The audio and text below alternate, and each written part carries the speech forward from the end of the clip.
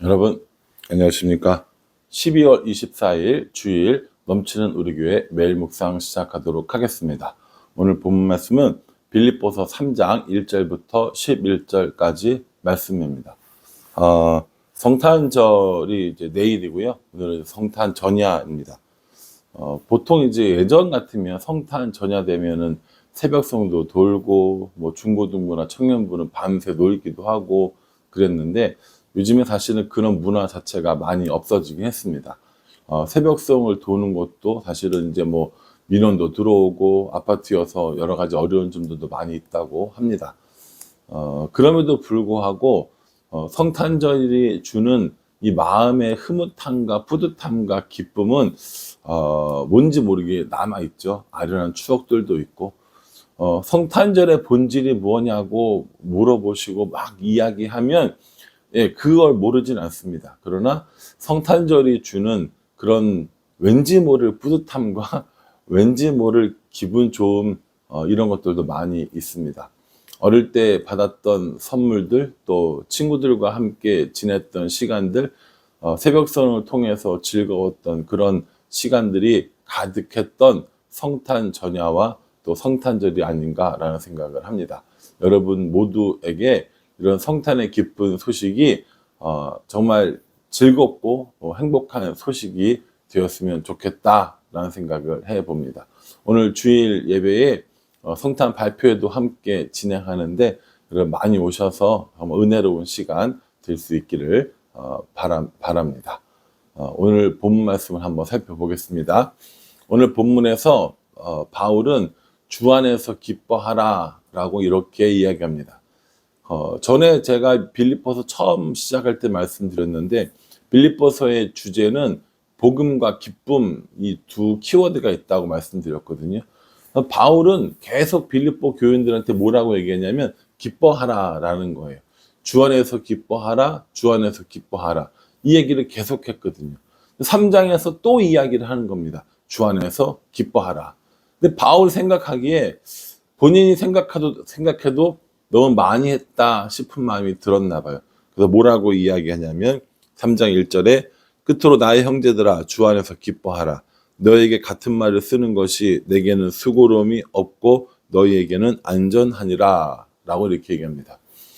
주 안에서 기뻐하라 라고 자꾸 이야기하는 것이 자기에게는 바울 본인에게는 수고롭지 않다라는 겁니다.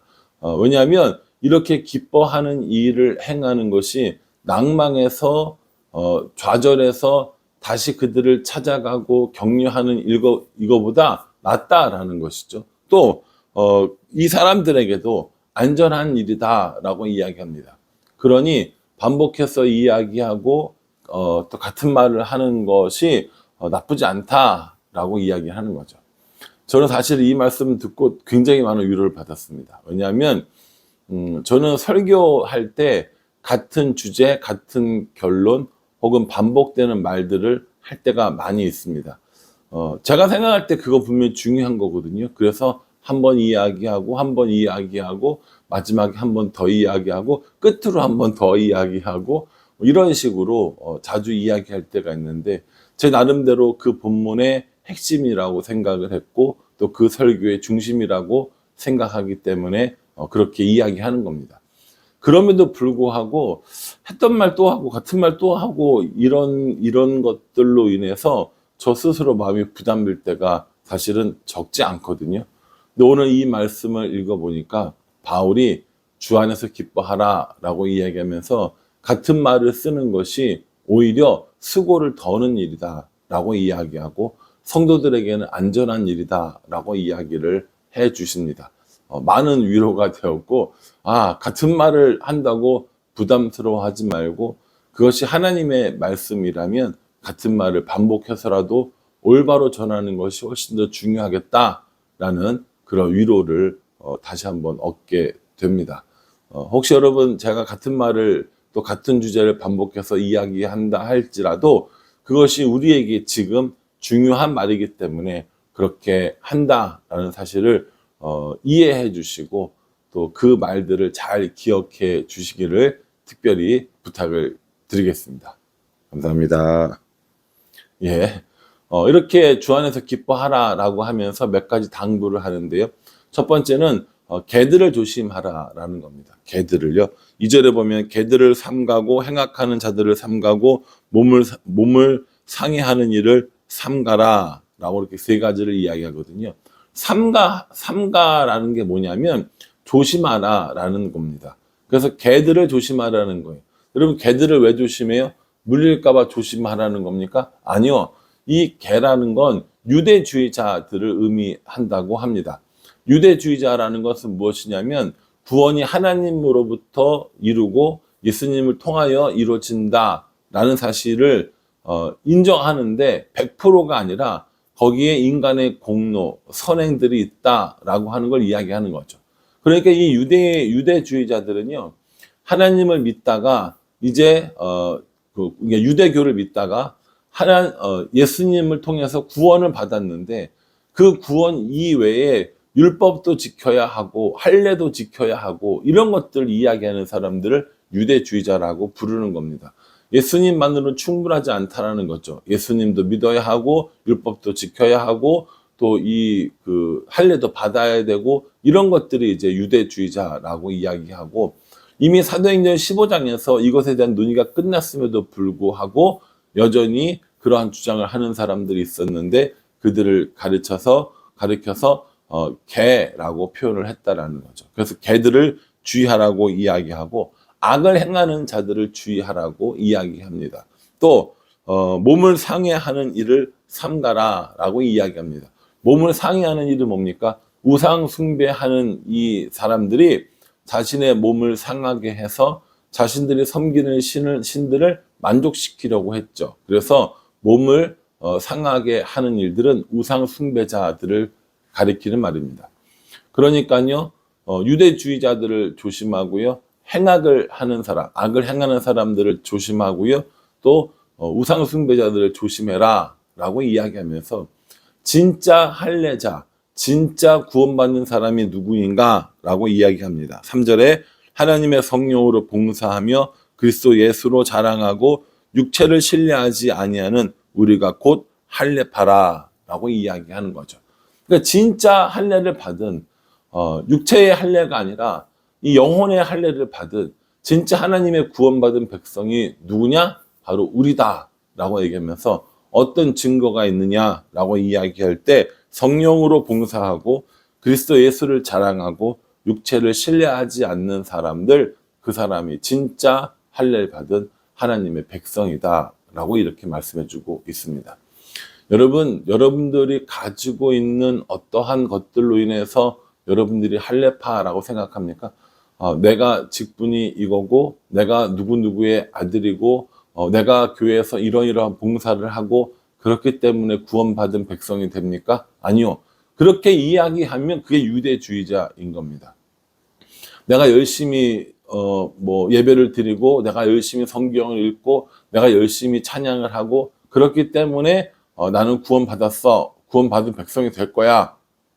라고 이야기하면 자기 몸을 상하게 해서 구원받는다고 하는 이 우상 숭배자와 다를 바가 없다라는 겁니다. 그러니 성령으로 봉사하고 그리스도 예수를 자랑하고 육체를 신뢰하지 않는 사람들이야말로 진짜 할례자고 진짜 구원받는 백성이 된다라고 말합니다.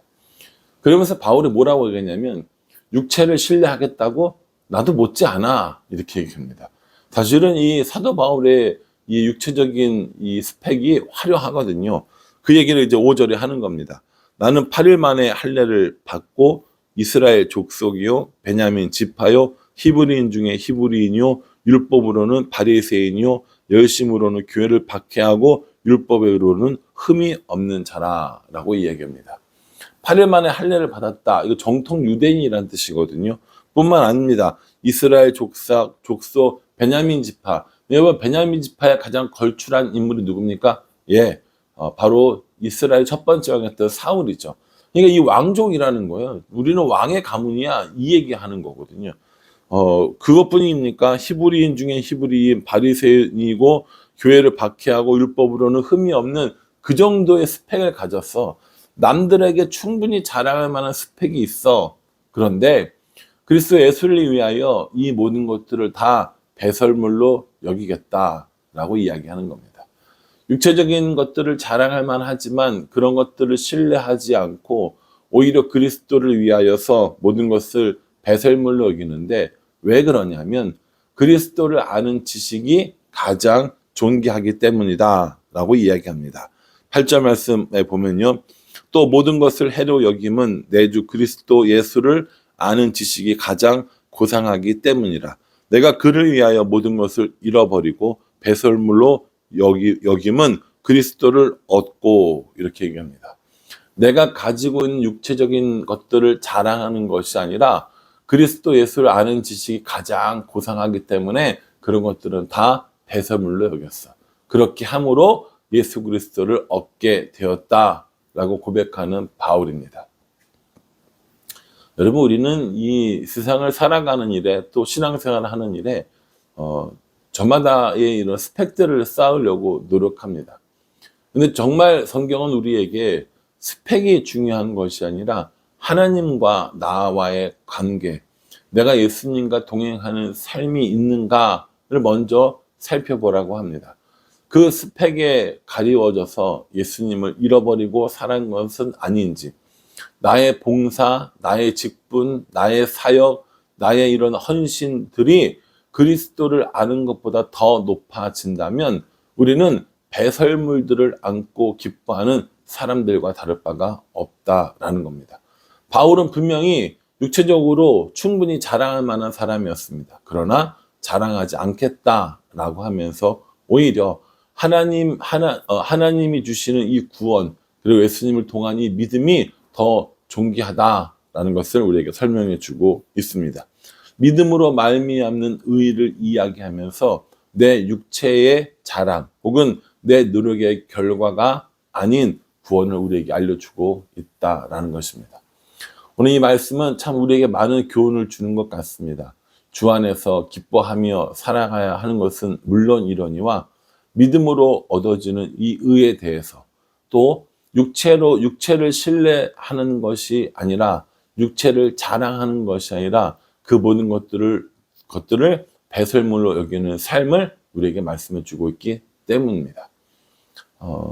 저는 저의 큰 육체적인 자랑이 뭐냐고 물어보신다면 넘치는 우리 교회 담임 목사가 아마 육체의 자랑 중에 가장 큰 자랑이 아닐까 생각을 합니다. 그런데 이 넘치는 우리 교회의 담임 목사라는 자리는 저의 스펙이 되어서는 안 되는 겁니다. 하나님을 섬기고 예수님과 동행하는 것이 더 먼저이고 더 중요한 것이지 어떤 사역들, 어떤 스펙들이 더 중요한 건 아니라는 거죠. 그래서 저는 오늘 이 말씀 묵상하면서 내가 가지고 있는 육체의 스펙들을 자랑하기보다 나와 하나님과 어떤 관계, 어떠한 일들이 있었는지에 대한 스토리가 더 중요하지 않는가라는 생각을 해봅니다. 그래서 스펙을 넘어서 스토리로 살아가는 사람이 되어야겠다. 나 육체적인 스펙을 자랑하는 것이 아니라 내가 하나님과 동행하는 것을 즐거워하고 예수님과 함께 있는 것을 즐거워하는 그런 사람이 되어야겠다라는 생각을 다시 한번 해보게 됩니다. 여러분, 스펙을 자랑하시겠어요? 스토리를 즐거워하시겠어요? 저와 여러분 모두가 스펙보다는 스토리를 즐거워하며 하나님과 동행하는 삶을 살아갈 수 있기를 주님의 이름으로 축복합니다. 기도하겠습니다. 하나님, 주 안에서 기뻐하라 하셨습니다. 개들을 삼가고 행악자들을 삼가고 몸을 상해하는 일을 삼가라 말씀하십니다. 육체의 자랑이 아니라 그리스도를 위하여 그 육체의 자랑까지도 배설물로 여기겠다고 고백합니다. 우리의 고백이, 또한 저의 고백이 그런 고백이 되었으면 좋겠습니다. 스펙을 쌓는 삶이 아니라 스토리를 즐거워하는 삶을 살아갈 수 있도록 우리 인도하여 주시옵소서. 예수님의 이름으로 기도합니다. 아멘. 네, 오늘 주일입니다. 또 성탄 예배 드리러 오실 거죠? 또 아마 끝나고 집에 가서 보시는 분들도 계실 텐데, 우리의 성탄절이 스펙이 아니라 스토리가 중심이 되는, 예수님과 동행하는 이야기들이 중심되는 그런 성탄절이 되었으면 좋겠습니다. 여러분들도 오늘 하루 즐겁고 또 은혜스러운 시간이 될 수 있기를 바랍니다. 바라며 오늘은 메리 크리스마스로 인사하겠습니다. 메리 크리스마스. 감사합니다.